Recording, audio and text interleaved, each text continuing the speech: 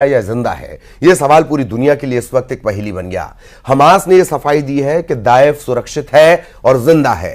Israel ने कहा कि क्लियर नहीं कि मारा गया या जिंदा है, लेकिन दाइफ को टारगेट करने के चक्कर में इजरायली डिफेंस फोर्स ने खान यूनिस में 90 लोगों को मौत की नींद सुला दिया।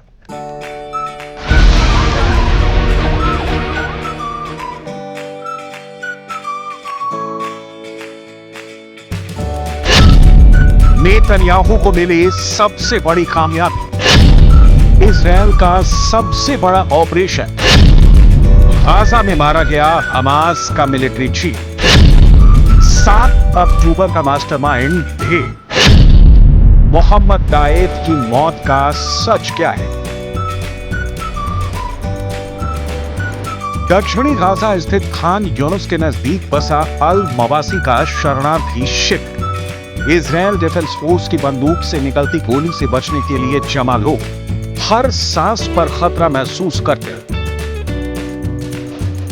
सहमे हुए कुछ बैठे थे, कुछ सोए थे, कुछ दिनचर्या में जुटे थे।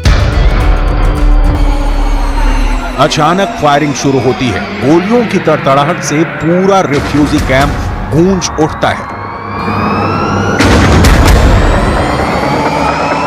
1, 2, 3 या 10, 20 और 50 भी नहीं, कुल 90 लोगों की लाशें बिछ जाती हैं।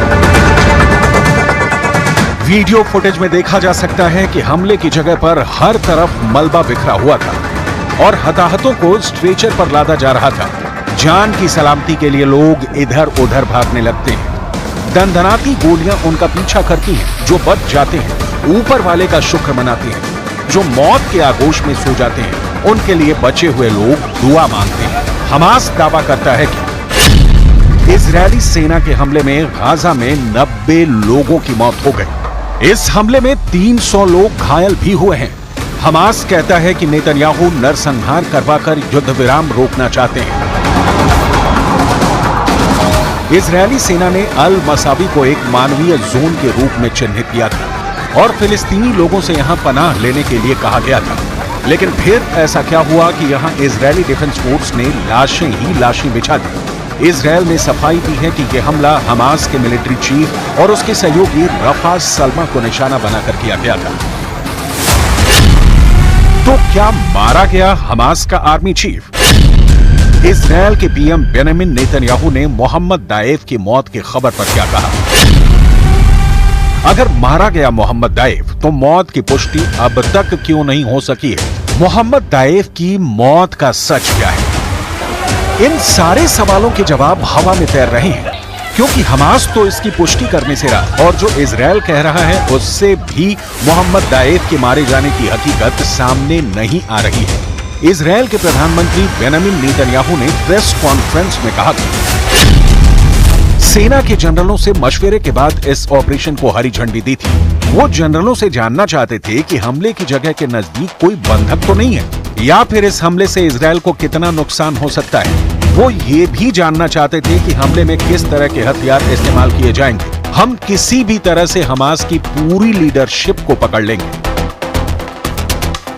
दूसरी तरफ हमास का कहना है कि नेतन्याहू ये दावा कर रहे हैं कि संगठन के सभी टॉप नेता इजरायली हमले का निशाना थे, लेकिन ये दावा गलत है। लेकिन ना तो नेतन्याहू की ओर से क्लियर हो पा रहा है कि मोहम्मद दाइफ मारा गया या जिंदा है, ना ही हमास की ओर से। इजरायली सेना के रेडियो ने बताया कि दाइफ खान यूनिस के पश्चिम में स्थित अल मवासी की एक इमारत में छिपा हुआ था। लेकिन सवाल फिर वही कि हमास आर्मी चीफ मोहम्मद दाइफ की मौत का सच क्या है?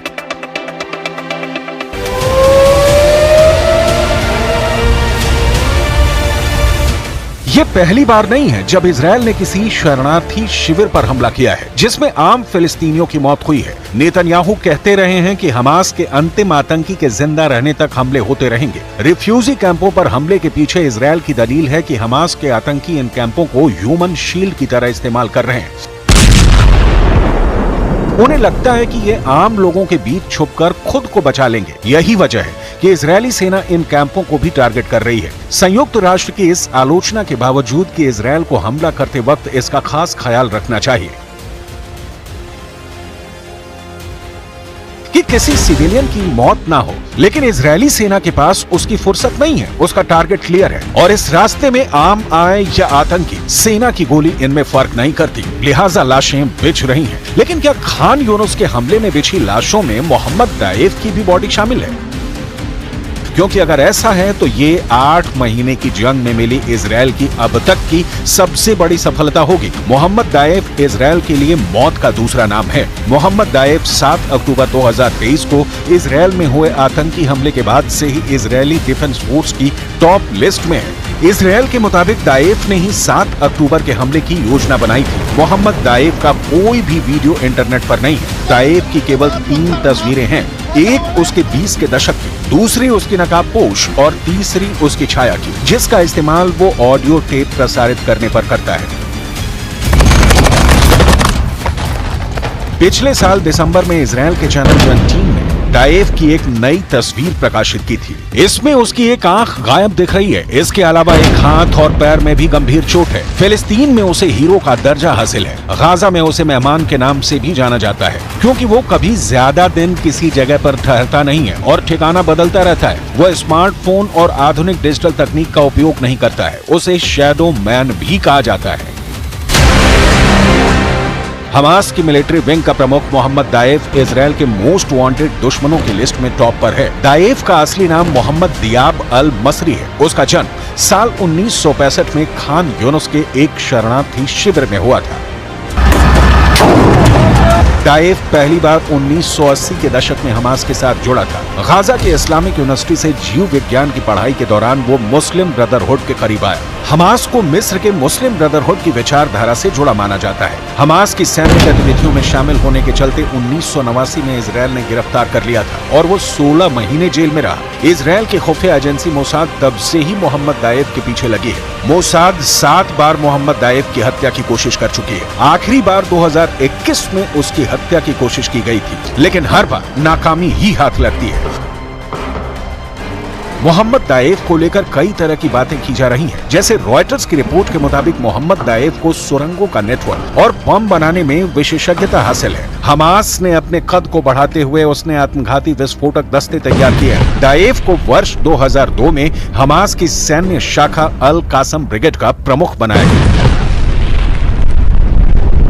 सूत्रों के मुताबिक 7 अक्टूबर को हुए इजरायल पर विनाशक हमले का फैसला केवल 2 लोगों ने किया था। ये थे हमास के अल कासम ब्रिगेड की कमान संभालने वाला मोहम्मद दाएफ और गाजा में हमास का नेता याया सिनवार। ऑपरेशन इतना गुप्त था कि केवल मुट्ठी भर हमास के नेताओं को ही इसकी जानकारी दी गई थी। यहाँ तक कि हमास के लिए हथियार, प्रशिक्षण और हथियार मुहैया कराने वाले इजरायल के कट्टर दुश्मन ईरान को भी केवल सामान्य जानकारी ही दी गई थी कि समूह एक बड़ी योजना बना रहा है। इसके अलावा कोई अन्य जानकारी साझा नहीं की गई थी। इजरायली सेना मोहम्मद दाएफ की बेसब्री से तलाश कर रही है, लेकिन इजरायल के प्रधानमंत्री बेंजामिन नेतन्याहू ने कहा कि यह पक्का नहीं है कि मोहम्मद दाएफ मारा गया है या नहीं।